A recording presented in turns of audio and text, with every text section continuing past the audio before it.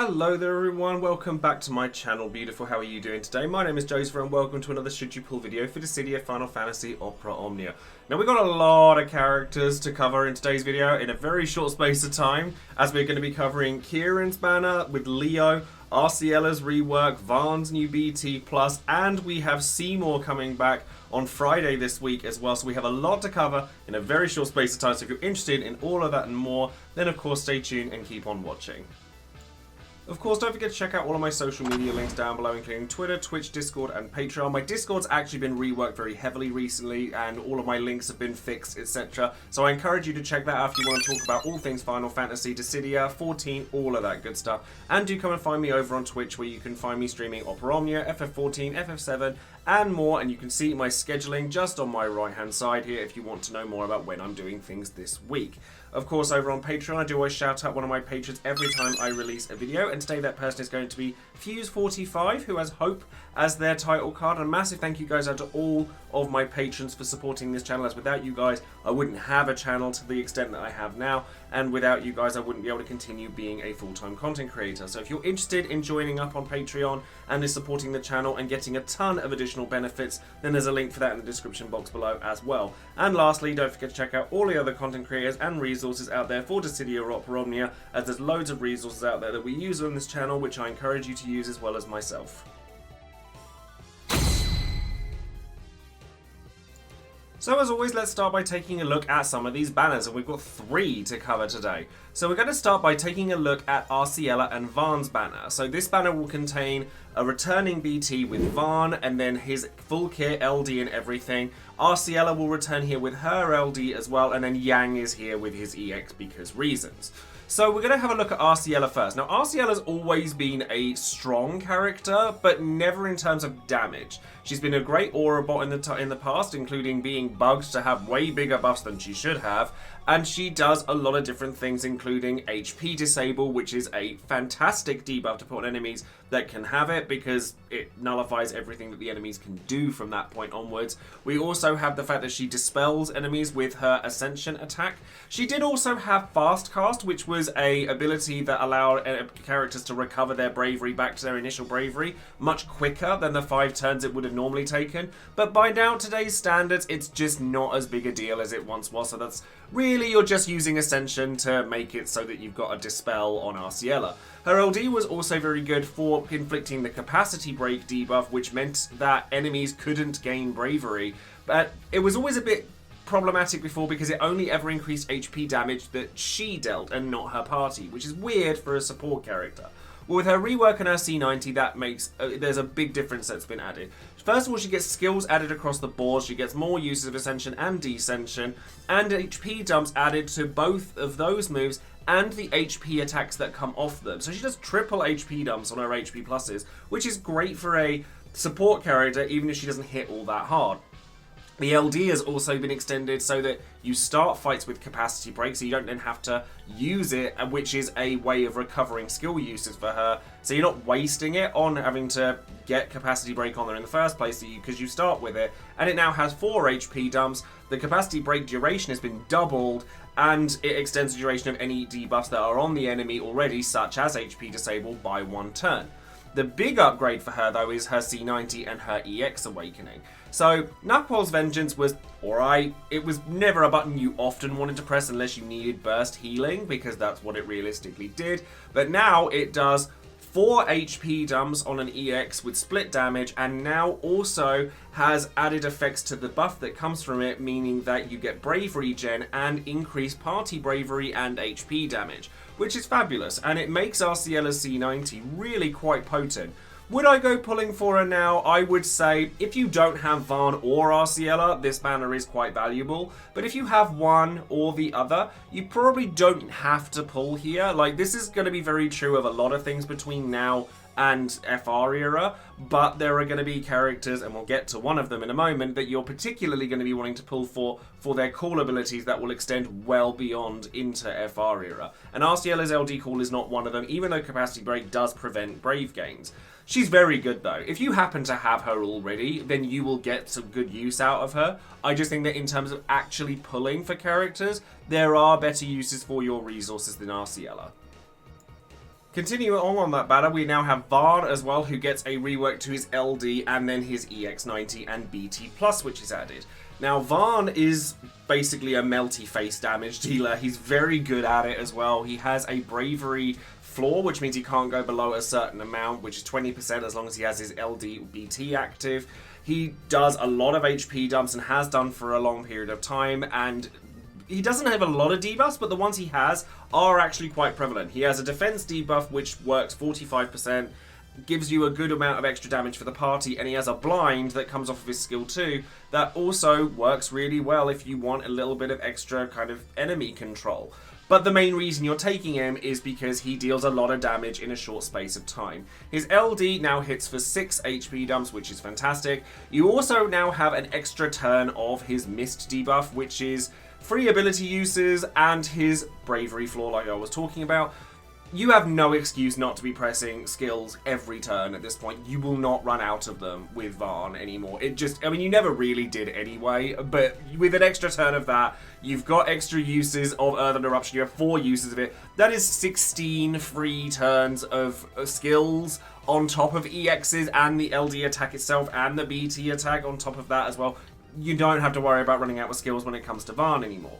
Now, his EX is really nice because of the upgrade that he gets from that, because it triggers twice with 3 HP dumps on it, because his EX was awful for a really long time, like really poor, but now it is 6 HP dumps in total with 50% splash damage, brave gains in between them, refreshes his Flight to Freedom buff, which is skill 1 and 2 also do as well, so you realistically don't have to worry about that anymore. Like, you never really had to worry about that, but you've got a lot of HP damage coming left, right, and center.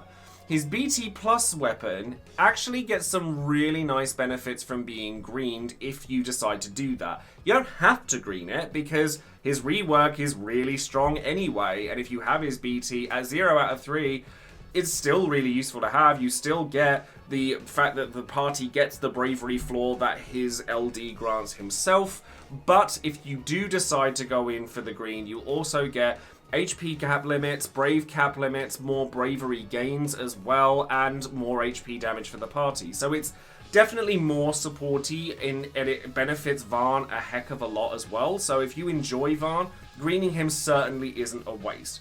What he is, though, is very linear. He is a damage dealer, that is what he does. His main draw in terms of being a damage dealer is the fact that he has a unique elemental imperil that works despite anything else, regardless of what attack he's doing. So he is always going to be hitting for weakness damage. It just works. It's very, very strong. Doesn't matter if they absorb it, anything like that. You're just going to deal a lot of damage very quickly. And having blind, the benefits from his BT Plus, they're all very good. But you kind of just have damage with him. And there's a lot of damage dealers out there. If you're not that fussed about having an extra damage dealer, you're not going to be that fussed by Vaan either. Though I will say that in terms of future investment, his FR, when it comes around, is extremely powerful. So if you're going to get use out of Vaan now and later, it may well be an investment worth making. So the next banner that we have to talk about is going to be the other one that comes out alongside Vaan and Arciela, and this is all the new stuff that's coming about, and we're going to have Ciaran and his brand new BT Plus, and then we're going to get Leo, his rework, and his brand new LD as well. So we're going to talk about Leo first. Leo actually gets a lot out of his rework. He is still very much a single target focused character with a lot of heavy delay in his kit, but also a lot of raw damage and party benefits. So Call for Precision Strike and Master Blade have both been buffed. They both get more skill uses.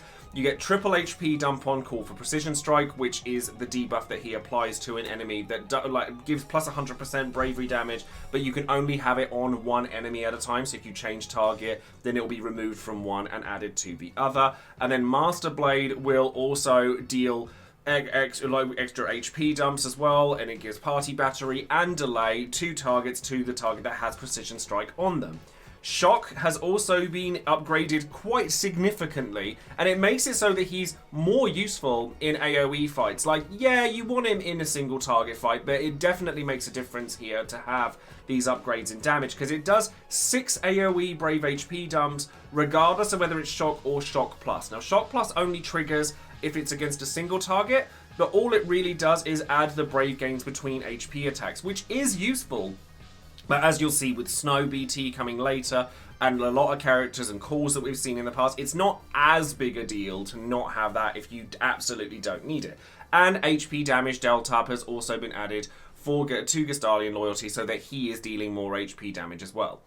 But the LD weapon has a very unique aspect that I think makes him stand out, certainly outside of your main party.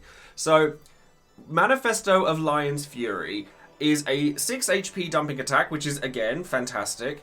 Inflicts the precision strike to the target, and it also grants Lion's Fury to him. So what Lion's Fury does is it's a party-wide benefit that gives more HP attack, more attack, all of that stuff. But on any attack that you do that is a single target attack, so I'm talking no splash damage, split damage, AoE 100%, single target HP attacks only, you will get an additional miniature HP attack that's added to that is equivalent to 10% of whichever character is attacking's maximum bravery or HP damage cap. So you'll get loads of extra hits. So this will benefit any character that does a lot of single target HP dumps, like Leo himself. There are other characters that benefit from this as well. Tifa is an absolutely fantastic example of this, where you'll get a lot of extra damage. And there are BT attacks that benefit from this as well, such as Cloud and Noctis, which, because the HP damage cap on those attacks is so large, you'd be surprised how much extra damage this actually adds. And not only that, but outside of HP damage cap, there's no real way of increasing your damage capabilities outside of HP damage cap, but this is one of the few ways that you can do to actually increase that if you like big red numbers. And Leo will absolutely do that for you, especially as an LD call, because you get that when against a single target, you get that extra HP attack even on an LD called. And because it's party-wide, you can stick it on somebody that isn't going to take a lot of turns and then just go to town with other characters. I think this is extremely powerful in the right hands, and if people like combo capabilities, dealing very large amounts of damage in very, very short spaces of time, then it's something that people will definitely want to look at. Is it necessary? No, probably not. But a lot of calls these days aren't, like particularly enemies that cleanse themselves of debuffs very frequently, or you find you need something that's more buff relevant. It's one that you can absolutely stick on most parties that have single target damage and it do very, very well. In your main party, Leo's also still very good, but there are a lot of characters you'll use outside of him. And then the second character we're going to get on this banner is the brand new BT character, which will be Ciaran. Now, Ciaran doesn't get a huge amount out of his rework here because his LD was a while ago, but he just gets additional HP dumps across the board on practically everything. Shadowblade is going to get an extra action worth of the buff World's Memory, so it means that your drops of Myrrh aren't going to fall off pretty much at all at this point. So, because that's what you really need for him. Ciaran is an aura bot that is based on his drops of Myrrh buff and does damage after doing so as well. And having access to Holy Rust Strike while you have the drops of Myrrh means that that's the only attack you're ever going to really use, because it is a hard-hitting, multiple HP dumping, full AoE damaging attack, and it does a lot of damage. Caravan Memories, which is his EX attack as well, has been increased to do 3 HP dumps and also gives Brave Regen and extra HP damage to himself. It's not the greatest HP damage or EX attack increase, but it's still good because you're still getting a decent number of HP dumps out of it. But it's not what Ciaran's necessarily there for. He is very much an aura bot that does additional things. And then Shadowblade, like I said, 4 HP dumps, Holy Rust Strike, 4 HP dumps. Those are your primary moves that you're going to be using. His C88, I will say, so his C65 upgraded, makes it so he instantly gets his drops of Myrrh stack. So if you know to use it at the beginning of the fight, or for whatever reason, if they do fall off, then you can use that to just kind of snap back and get straight back to where you were. So his BT attack, or his BT weapon, gives you the burst effect based on how many drops of Myrrh he has. So realistically, you should be looking at this only at maximum stacks, because they're not going to be falling off thanks to your LD buff. This is what you're going to be looking at. So you're going to get 25% Max Brave Overflow, 50% Bravery gains, which is huge, HP damage dealt up 25% and max HP cap up by 25%, which is also compounded, much like Ramza, with his armor, his Lufenia armor, for an additional 15%, making 40. So Ciaran, brilliant support character, good AoE damage, has HP cap up in his BT, massive bravery gains. Why not go for him? Well, the thing with him is that he's not very... There's nothing really special about Ciaran. There's no real kind of draw to him that somebody like Garnet and Ramza don't already have. Now, there are benefits that Ciaran has that those characters don't. So, obviously, Ramza has a similar Brave cap up, but Ramza also launches and does a lot of damage himself with his LD, and, you know, his EX is really fabulous as well. And he does all this free turn shenanigans. Garnet obviously has the Enchant in Peril, the ability to heal more prevalently with her EX, the fact that she gets her Eternal Darkness attack go off every 4 turns. She doesn't have as big Brave gains as Ciaran does, she doesn't have as big HP damage cap as Ciaran does, but the chances are most people already have one or both of those characters. If you like Ciaran and you want like that fun idea of using, you know, Ramza, Garnet and Ciaran for that massive HP cap up realness, go for it. But would I recommend pulling exclusively for him if you had those BTs already?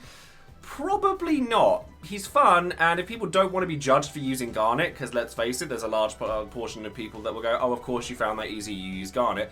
You can use Ciaran, and people probably won't bat an eyelid as much, because he would probably fly under the radar a bit more than he would have done had Garnet not been released and Ramza not been quite so prevalent. Now, we do have one more banner to talk about this week as well, but I'm actually only going to talk about one character on it. So the banner, in JP at least, contained Seymour, his brand new LD, Y'shtola and the return of her LD, Deuce, her EX, and then Ciaran's BT. However, if we look at the slide that came from the community stream yesterday, you'll see that level 90s and reworks, it actually only lists Seymour there and not Y'shtola, and this was when Y'shtola received her C90 in rework in JP. Now, my thoughts are that Y'shtola's LD will probably still be on here, if maybe changed into somebody else, but no additional things will be happening because they're going to save her for the Mayfair banner. And therefore, that be the place where people can go for her BT again if they want to, try and get it on the free pools. That'll be where they place the Mayfair. I could be very wrong on this, and if it turns out I am, then I apologise, but luckily, it won't be very long before I do talk about Y'shtola, because next week will be when I assume that she'll come out, so I will talk about her in the next banner. But we're going to talk about Seymour. So Seymour gets a pretty hefty rework with his LD. So he now gets multiple HP dumps on Lance of Atrophy and Chain Spell, which is great because after certain points of HP threshold, so if the enemy is under 80% or 50%, Seymour does more linking of his spells together. So Chain Spell will trigger twice, Lance of Atrophy will be followed by Chain Spell. You get, with his C85, so his EX Awakening, you get more HP dumps following up from that, as long as the enemy is under 80% or 30% HP, so there's a lot of HP dumps that come into play from various aspects. Now, Seymour was always really not very good, because apart from this aspect, which realistically one can argue and can still argue, that because Seymour works best at the latter end of a fight, that he's not actually all that useful, because really what you want is to front load a lot of your stuff so that the beginning of a fight is easier rather than the end, because at the end you can go BT phase, summon, blow everything up that way. So whether Seymour is worth it to you or not still remains to be seen on that fact alone. However, when you let him do his thing, he does a lot, and that's on the back of his brand new LD weapon. This thing is fantastic. It does so much all at once. So first of all, it mass dispels the enemies. Fantastic. Love that. Then it delays the target by 2 as well. Also, love that. Then it inflicts all of his debuffs, including a new one, which is Now Is Your Time to Die, which is an increase in HP damage, bravery damage as well, depending on how much HP they currently have. So beyond 50% HP, they're going to be taking 30% more HP damage, 30% more bravery damage, their attack continues to fall, which stacks on top of the attack debuff that he already has, And he also gets a buff on him that also relies on how much damage they've taken. And you get a chain spell trigger off of it if they're under 80%. So you're going to get 4 HP dumps from that, an HP dump from chain spell, and then you get preparing to annihilate, ready to annihilate as well. Which is a buff on Seymour rather than the enemy. That's if an enemy is under 50% an enemy, so if there's 3 of them, only one of them has to be, it changes into ready to annihilate, which then triggers another follow-up attack after all of his other follow-ups, which is 3 HP dumps. Now, this adds up very quickly if you are in the position that Seymour wants to be in. So, past 50% HP, you're triggering EXs, or 30% HP even, you're triggering EXs, you're looking at anywhere between 7 and 9 HP dumps, all of which are hitting really hard, and you're getting debuffs out of it while you're at it. It hits really hard. Like I've seen, if you put launches and all of that in on top of it through selfie or what have you, you're looking at well over like 1.5 million damage. But they have to have already taken a large amount of damage for you to get to that point. So whether that's something that bothers you or not is something that you'll have to ask yourself. Seymour's LD call, however, does everything that his LD does. The dispel, the delay, the attack down, defense down, the max bravery down, and the now is your time to die debuff. So that is, after 50% HP, you're looking at a combination of Kurasame, Quistis, and Mass Dispel. That is a lot to put on an LD call. Like, a lot. Now, whether you... I think that it's fantastic just because of how much it does all consolidated into one move. So, I would pull for him based on the LD call alone. But, if you like Seymour, trust me when I say, the actual weapon itself and, like, Seymour's new playstyle is definitely a lot better now than it has ever been before.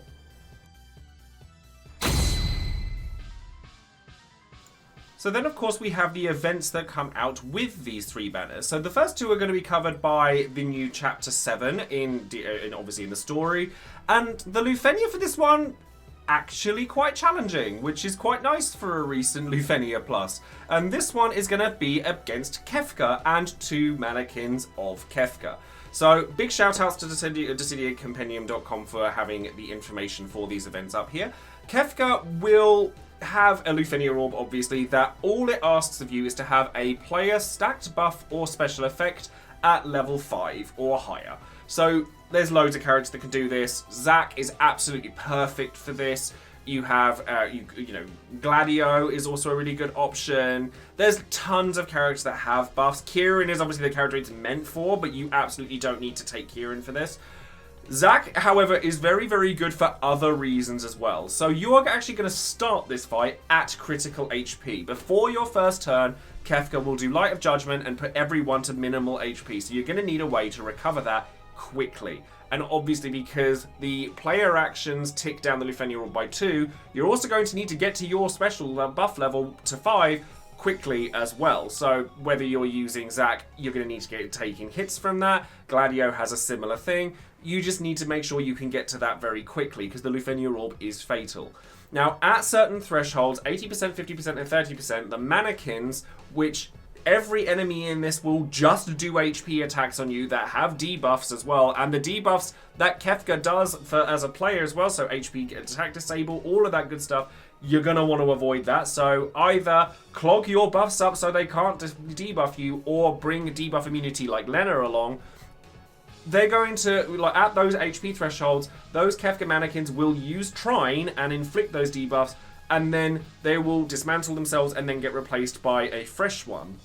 So as long as you're able to keep up with those, like, onslaughts of HP attacks while allowing the enemy, like, not allowing the enemy to take turns and such, but just making sure they're not going to be able to kill you outright, and making sure you can get the stacked buff quickly so that you're able to then hit like Kefka for hard damage. You can bring Vaan along. Vaan is absolutely fantastic for this. You can target the mannequins if you want to take them out instead of like Kefka, but he will resurrect them, so don't stress too much. You want more splash damage than anything. Beatrix is another character that is fantastic for this as well, because not only all of this stuff that's going on, Kefka will also put framed attack speed and defense buffs on his party, which you can dispel with the likes of Beatrix, who also has HP protection through her Holy Knight's protection, has buffs that you can put on to stop the debuffs from going off on you if you're quick enough.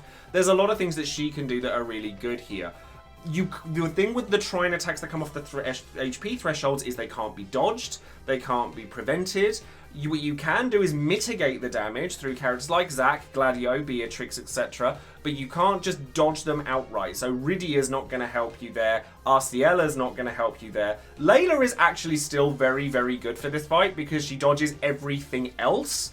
But just bear that in mind before you go into the fight. And then with Seymour's intersecting wills, this one's a little bit easier, which is nice. But again, you're going to be fighting 3 enemies, which are Xander, Seymour himself, and an Onion Knight mannequin. Now, Xander is the only character here that has a orb, which asks for you to delay all of the enemies at once by 2 turns in one go. Now, there aren't loads of characters that can do this. Seymour can do it. Cypher can do it. Ramza can do it. There's quite a few characters that can. Selphie is obviously perfect for this, and I will go back to Kefka actually. I will mention that Kefka can't be launched either, and none of them can be delayed through break, only through effects. So that's why Leo's like coming to play here. Whereas these guys can be delayed. It's asking you to delay them, so do that. It's just the way that it wants you to play the game.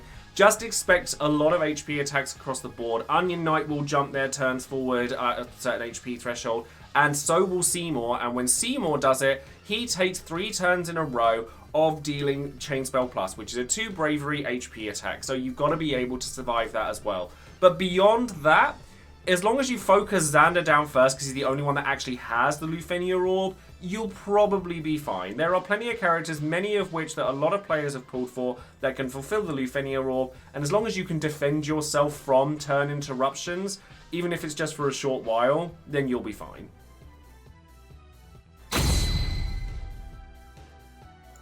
Okay, so now we have Would You Pull, the section of the video where you, the viewer, get your chance to let your voice be heard and let everyone know whether you would pull on a banner and why that might be the case. So once again, a huge thank you goes out to all of my patrons for casting their votes and their comments. It's extremely valuable to share with everybody opinions outside of my own on these videos. So we'll go straight into the numbers. So with regards to Leo and Ciaran's banner, 29% of people said they were going to use gems here, 67% of people said they were going to use 100 or more tickets, 5% said less than 100 tickets, and nobody said no thanks. Now I will just say that we had a little bit less time between posting the Would You Pull poll and this particular video because we needed to know when stuff was happening because of the community stream, so maybe that's reflected here as well. But a lot of people are pulling on a lot of tickets here, and I'm probably going to be doing the same thing. I'd be chasing Leo, but if I got Ciaran along the way, I'd be pretty happy about it. Any new character with a BT is good for me. I don't have the LD either though, so this is actually a very valuable banner for me. And then moving on to Vaan and Arciela's banner, nobody's pulling in with gems, nobody's pulling with less than 100 tickets, but 19% said more than 100 tickets, 25% don't want anything from the banner, and 56% of people said that they got it all. Now, Vaan and Arciela are really good. There's no two ways about that. But they're both older characters, and Vaan is a damage dealer through and through, and that's not exciting for a lot of players. I will probably green the Vaan that I already have because I come under the got it all category here, and Arciela is a character I probably will use going forward because I think her HP disable is very unique to her, and she doesn't do it in such a way like Kefka where they're clogging every debuff slot the enemies have, whilst also providing a lot of benefits to the party too. And I really like the fact that she does a lot of damage. So if you have her already, I absolutely recommend her. But whether you pull for her or not is going to depend entirely on your taste on HP disable and whether that applies to you or not. And finally, with Seymour's banner, 5% of people said they were pulling gems here, 73% of people said they were using 100 or more tickets, 18% said less than 100 tickets, and 5% said no thank you. Again, I will probably pull here with tickets, although I do kind of want to see what the banner is going to look like before I make any major decisions, because if Y'shtola is continuing to be on there like she was in JP, then that's a character I already have, though I do think that her rework is very good, so that may increase the value for her banner if that's what's happening. But until we have more information when the banner itself comes out, or at least the day before when we look at what's coming with it, we're not going to know exactly what's going on with this one. So going into comments, Kellen says Leo LD's getting gems. I'm excited that we'll be able to use him finally, ever since people sang his praises as the original summon board farmer. While the extra XP attacks wide scale for Shinryu, I'm all for having fun with characters I've never been able to use in a team, and for me, Leo fits it. I have Vaan's full kit to this point, while Arciela gets a sweet C90, I don't feel the need to pull for her LD. She's saving in plenty of the original Euphenias way back when, but unless she's nice to me in the free pull, that banner's a skip. Seymour's someone I don't care for. I cannot take him in his Christmas tree branch hairstyle seriously. In my opinion, people only like him or take him seriously for anima, which isn't even in his LD, though it will be in his BT and FR, which has recently been released in JP. That said, Seymour's a fantastic unit to build and has a very bright future. Like Leo, he's someone I never got to use on a team, so he'll be getting tickets. So, like I said, with Vaan and Arciela, it's nice to see them getting upgrades, but whether you need them or not is debatable. Leo doesn't scale with FR era, but I'd still say he was useful in early FR era, at least until Camlanaut comes out. So that's 3 months of content in which he's going to be very useful, and there are people that do continue to use him even after that point, because the HP hasn't inflated so far that it's completely useless until maybe Camlanaut Tidus sort of time. So he is useful for quite some time to come, but he doesn't scale with FR thresholds and percentages, things like that. So if that bothers you, then maybe that's a mark against him for you. Seymour, however, will last for quite some time, purely because of quite how much he does with his LD call, but there are other LD calls coming up that will be more prevalent in that era, namely Raijin and Prish, so maybe you want to save for those instead. Multiracial Lion says, I'll be pulling a bit for both Leo and Vaan. I've always quite liked Leo in this game, and it's a nice upgrade that makes him a fair bit stronger. The call is nice, but in the Age of Shinryu, it's not super helpful as the HP attacks do not scale with Force Time. However, Vaan's BT is something I must pick up. He gets a nice BT plus and some good upgrades, but the real meat of it all is his FR, which is incredibly strong. I missed out on it, and his VT, and his LD on JP, and want to mess with it this time on Global. I'll probably drop a fair number of tickets here. I'll be using gems for Seymour. He's a favourite, he's getting a great update, and I'll have my Staff Ultima weapon finished and ready for him by the time he gets here. Dispel, more attacks, a lot more damage, I'm very ready. So yes, again, doesn't scale with FR time, that may be a mark against him. I don't feel that it's a mark against him, at least not for tickets. I'm not sure I would gem Leo, but I do think that tickets he's very much worth, because he does stay relevant for a fairly long period of time. And then Vaan BT, I do think that he's very good, but if you, Multiracial Lion himself has always told me about his escapades in JP, and obviously not having Vaan up until that point hasn't stopped him from being able to play the game, because he is a damage dealer. But his FR is very good, and being able to have access to all that stuff so that you can throw maybe tickets at his FR when that comes around as opposed to going full blast gems, that's something you're going to need to weigh up. And finally, Sir Alex says, I'm ticketing Leo and Ciaran because I owe it to the General. I remember the days when he was the MVP friend unit for farming, and he has a cool kit. We'll mostly use him for his call, but these days that can be enough. Not interested in Ciaran in the slightest. He's a nobody to me, and I already struggle to fit Garnet in a team these days. If I want an Orbot with good damage, Ramza is a favourite and will take that spot. I am greening Vaan. Always loved him. While he didn't get that much overall, his only true weak points were his EX and overall potencies, which are now being fixed, giving him more than enough and can't wait to destroy everything with him. Besides, I feel he's quite future-proof with an FR and a hot costume waiting ahead. I'll gem or go heavy for Seymour. I like the character and I find his gimmick very interesting. I plan on using him as a CA and on the field as well. I hear that he won't feel very good for the first half of the fight, but I'm willing to trade it for a stellar second half. On top of that, the CA is amazing with delay and HP cap up, damage up. Plus, I just find all the follow-ups hilarious, and I'll make sure to have him blue with maxed Ultima weapon by the time Anima joins him. So from these comments, it does feel like a lot of people like Anima more than Seymour. And I've always said that. Because Seymour is fine as a character, he's not loved by a lot of people, but it's Anima that really people attach to when it comes to him, which is not present at this point in time in the game, but it will be later. Ciaran is a character that is quite generic, for want of a better term. There's nothing super spicy about him. We've got characters that do similar things to him. The way I see it, I'm not going to go out of my way for him, but if I get him, I'll be like, oh, that's nice. Apart from the fact that I've been waiting for a new BT that was one of the spicy ones for the past 2 months, and I'd kind of not want that trend to be broken by Ciaran. I'd rather it be broken by Snow, or Zac, or Laguna. But I'm not going to be picky about it. Ciaran's still solid, but everything around him I think is where most people's resources are going to go.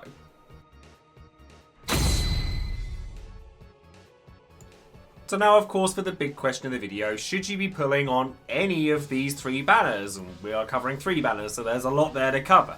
So all of these characters are good. There's no two ways about that. We are at a point in the game where pretty much anyone that comes out, except Thancred, is a good character. But there is something that holds each of them back. Leo is very good in single target fights, and honestly even 2-man fights. I wouldn't bring him to a 3-man fight though, because there's just no reason to. There are other characters that can fill the job better. And his LD call also reflects this, which is the primary reason that I, and I'm sure many other players, will be pulling for him. His LD call also doesn't scale with FR gauges, which we've covered already with the Would You Pull section, but it is a relevant point to make repeatedly, because while you will get used out of him for a few months, certainly, you might find his value falls off later down the line when he returns with some of the other characters that come out later on. You may find you just don't need him as much. But then that lends itself to the idea that if you are wanting to use him, now is probably the best time for you to do so. And then Ciaran is a heavy AoE damage dealer, and he has a burst effect that rivals that of Garnet and Ramza in terms of party buffs and HP cap-ups and all of that kind of thing. But it only rivals them. It doesn't supersede them in many great ways. Yes, the Brave gains are stronger. Yes, if you took Ramza and Ciaran, you'd have a whopping amount of HP cap-up. But do you need it? Like, really? Like, when the content isn't super demanding in terms of damage caps and how much damage you need to deal in a short space of time, and it's only mechanics that you need to worry about with certain fights, and not even that with others, do you really need that much damage at cap up? If you like big red numbers, then you should absolutely go for Ciaran and Leo, because they will do that for you, but they're not going to do much outside of it. Vaan, really, really good damage dealer. If you're lacking a magic damage dealer, Vaan is fantastic. I will most likely be greening my Vaan. Would I pull for him if I didn't already have him? I don't think I would at this point. I would rather wait until his FR came out and then go full force onto that banner and then token his BT if I got his FR before his BT. That's how I would personally do it, and then I would wait until that point. But the fact that I have him now means that I can green him and then only have to throw tickets at his banner for his FR when that comes around, because the rates are similar to an LD, and we can hope and pray that we get lucky on that. So would I pull for that banner for him and Arciela? Probably not. But that's going to be a very much a player-by-player basis. Do you value the HP disable? Do you value the bravery damage floor that Vaan provides? Then yes, you could go for them. Seymour, I do think, is very powerful. Seymour does so much with one move that not many characters can match up to that. HP damage resist down. Other debuffs, so attack, defense, and max bravery down. Dispel, delay, decent damage on the attack itself. But all of that can be done in his call ability as well. However, because people are going to be pulling for him for his call ability, I would encourage you to try Seymour in your main party, because you might surprise you with how much damage he can churn out, despite the fact that he doesn't have a BT and being a primary damage dealer, which can put some players off. But I definitely would encourage you to try it. So that's going to be all for today's video. We've got loads coming up this week over on Dissidia, and as I said earlier, I will be streaming all of this stuff as it comes live over in my time zone anyway, or when I wake up from it coming over in my time zone. Let me know in the comments below who you're planning on pulling on, whether you're planning on pulling on any of these, what your next plans to pull on are, if not any of these characters. And generally let me know how you guys are doing. Thank you ever so much for coming. Don't forget to like the video, subscribe to the channel, and click the bell for notification of any future videos I might be making. And that's going to be it from me. So thank you ever so much once again, and I'll see you next time. Take care.